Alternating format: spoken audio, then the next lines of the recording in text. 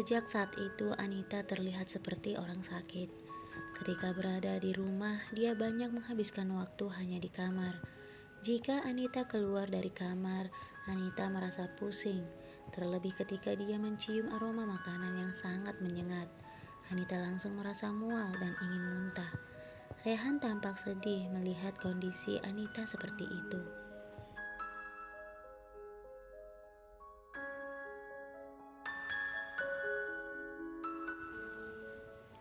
Rehan yang baru saja masuk ke kamar mendekati Anita dan membelai rambutnya. "Sayang, kita harus ke dokter. Kita harus tahu kamu sakit apa," kata Rehan ketika melihat Anita sedang berbaring sambil menutup matanya di kamar. Masih dalam keadaan memejamkan mata, Anita menggelengkan kepalanya. Anita menolak untuk dibawa berobat. Bukan karena dia tidak mau berobat, tetapi karena Anita tidak kuat untuk pergi. Karena jika dia bergerak sedikit saja, dia merasa pusing dan mual.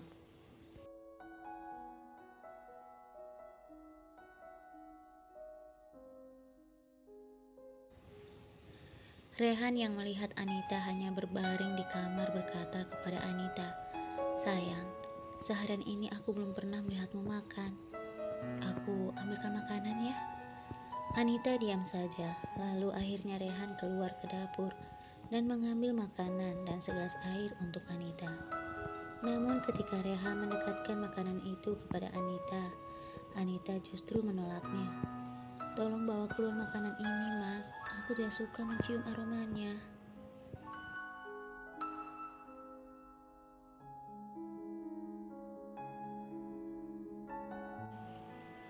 Rehan terlihat semakin heran. "Tapi sayang, ini makanan yang biasa kita makan. Kalau tidak dipaksa, bagaimana kamu bisa makan? Kamu nanti semakin sakit, sayang. Ayolah, makanlah sedikit saja. Aku suapin ya." Namun Anita menutup seluruh tubuhnya dengan selimut. Rehan pun tertunduk dan merasa semakin sedih. "Mas, tolong bawa keluar makanan itu. Aku ingin muntah mencium aromanya." Akhirnya Rehan kembali membawa makanan itu ke dapur.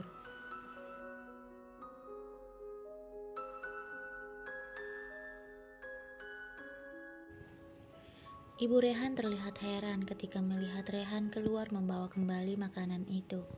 "Ada apa, Rehan? Kenapa makanannya dibawa kembali, Nak?" tanya Ibu Rehan. Rehan menggelengkan kepalanya. "Anita tidak mau makan, Mak. Katanya dia ingin muntah mencium makanan ini." Ibu Rehan pun terlihat bingung. "Sebenarnya Anita sakit apa, Rehan? Kenapa kita tidak membawanya berobat saja ke dokter?"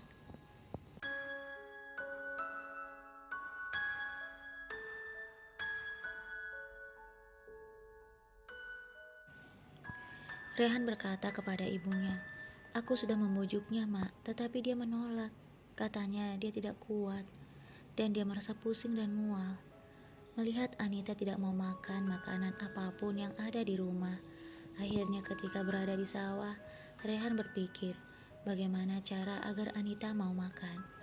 Rehan pun berkeliling di sekitar sawahnya untuk mencari beberapa buah yang ada di sawahnya itu dan membawanya pulang ke rumah. Setelah mencuci bersih buah-buahan itu, Rehan membawa ke kamar.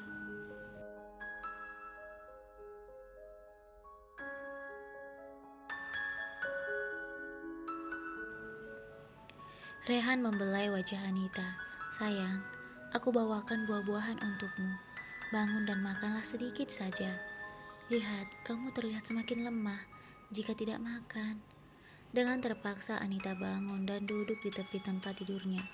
Rehan pun menyuapi Anita sebuah pisang dan Anita tersenyum. "Terima kasih, Mas." Rehan pun tersenyum lalu membelai wajah istrinya. "Aku sangat sedih melihatmu seperti ini, sayang. Katakan, apa yang harus aku lakukan?" kata Rehan.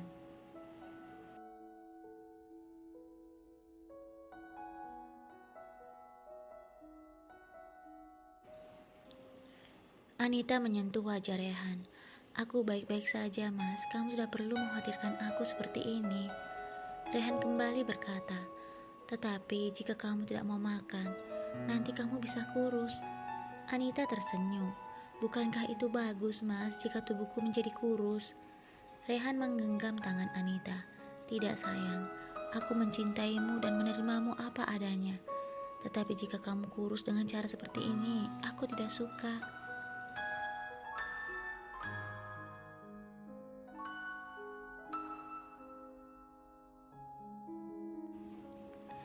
Beberapa hari kemudian Rehan, Anita, dan Ibu Rehan pun tinggal di rumah kedua orang tua Anita karena rumah Rehan akan direnovasi. Saat berada di sana, keluarga Anita pun terlihat sangat sedih melihat kondisi Anita. Begitu pula ketika Anita pergi bekerja. Saat di tempat kerja, Anita hanya menghabiskan waktu berbaring ataupun duduk sambil merebahkan kepalanya di atas meja. Teman-teman Anita terlihat heran melihat kondisi Anita. Lalu salah satu temannya berkata, "Anita, apakah kamu tidak hamil?"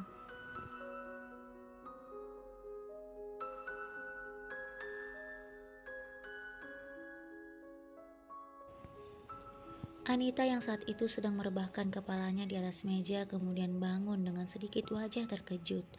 Anita kemudian berkata, "Iya ya, apakah aku hamil?" Teman-teman Anita berkata, "Kamu ini bagaimana sih, Anita? Kamu itu kan bidan, masa kamu tidak tahu?" Anita masih terlihat heran. "Aku sama sekali tidak punya pikiran sampai ke sana. Ya ampun, apakah aku benar-benar hamil? Tunggu sebentar." Anita kemudian mengambil sebuah kertas dan pulpen. Dia berusaha mengingat kapan terakhir dia haid.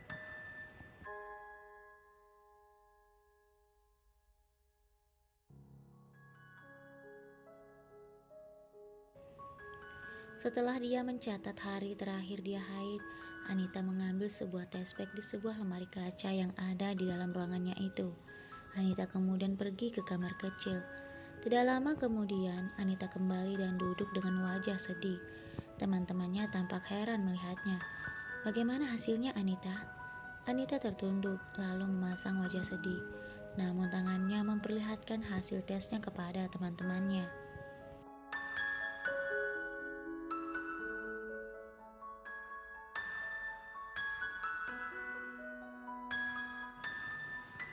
Teman-temannya berteriak dan memeluknya karena hasil tesnya bergaris 2. Semua teman-temannya mengucapkan selamat kepada Anita. Ada yang mencium Anita, dan ada juga yang mencubit pipinya yang tembem. Saat sampai di rumah ketika semua keluarganya berkumpul, Anita ikut duduk bersama dengan mereka. "Bagaimana keadaanmu sekarang, sayang?" tanya Rehan.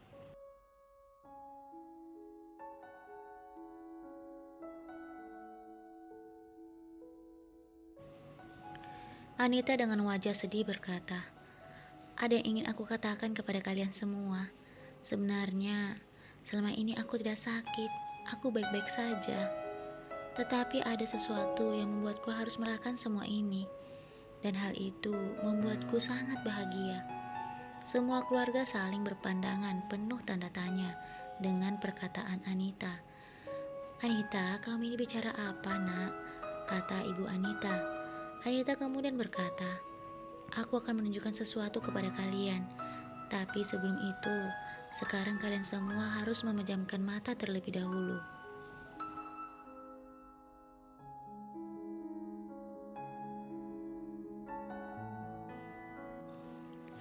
Mereka pun semakin heran, namun karena permintaan Anita, mereka semua memejamkan mata. Setelah berhitung 1 sampai 3, Anita berkata kepada mereka, "Sekarang kalian boleh membuka mata kalian." Ketika orang-orang melihat benda yang ada di tangan Anita, orang-orang berkata, "Anita, kamu hamil." Anita mengangguk tersenyum.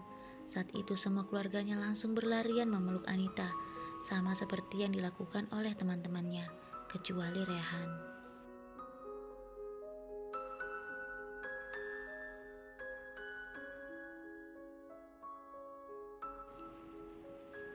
Anita tampak heran melihat Rehan yang hanya tertunduk.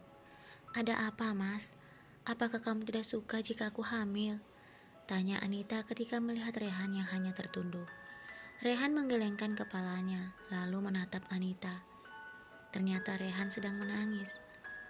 "Kamu kenapa, Mas?" kata Anita lagi karena heran melihat Rehan. Aku sangat bahagia sayang.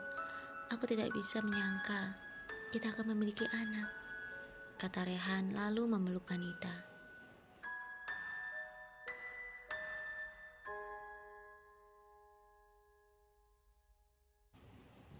Sejak saat itu Rehan dan semua keluarganya sangat memperhatikan kondisi Anita. Terlebih Anita yang terlihat semakin lesu dan tidak mau makan.